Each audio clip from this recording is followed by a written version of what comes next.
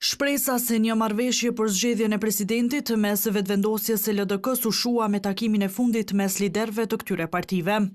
Takimi një orë është i mbajtur këtë të hënë mes kryetarit të lëvizjes vetëvendosje Albin Kurti e atij të LDK-s Lumir Abdigjiku prodhoi vetëm një dakordim atë për të mos u takuar më. Pas takimit, kryeministri Kurti tha se kishte kërkuar që Abdigjiku të bëhet zëvendësi i tij dhe të nisë një kapitull i ri politik e që është hera e parë që shpalosen ofertat që kishin në tavolinë. Ne ofruam që Lidhja Demokratike e Kosovës në bashkëqeverisje me lëvizjen vetëvendosje dhe me partnerët e tjerë që i kemi ne në mazhorancën prej 66 deputetëve, ta ketë zëvendës kryeministrin, Ministrinë e Punëve të Jashtme dhe 3 ministrit e tjera.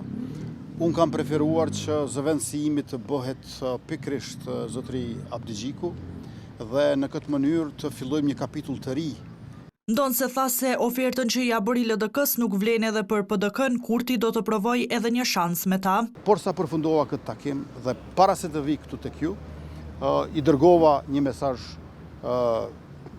kryetarit të PDK-s Bedri Hamzës dhe tash le ta shohim se çka është e mundur që të ecim përpara, por me këtë rast dua të theksoj që propozimi ynë, oferta jone cila u refuzua për bashkëqeverisje me Lidhjen Demokratike të Kosovës ka qenë ekskluzive për Lidhjen Demokratike të Kosovës. E kreu i LDK-s tha se vendi është duke shkuar drejt të zgjedhjeve të reja sepse sipas tij nuk lejojnë që një parti të ketë të gjitha pozitat udhëheqëse.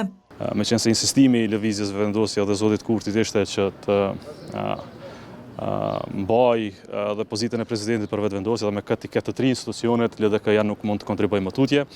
Nuk duam të marrim më kohë asnjë palë tjetër as popullit Kosovës. 53 ditë kemi bërë përpjekje, janë edhe 7 ditë.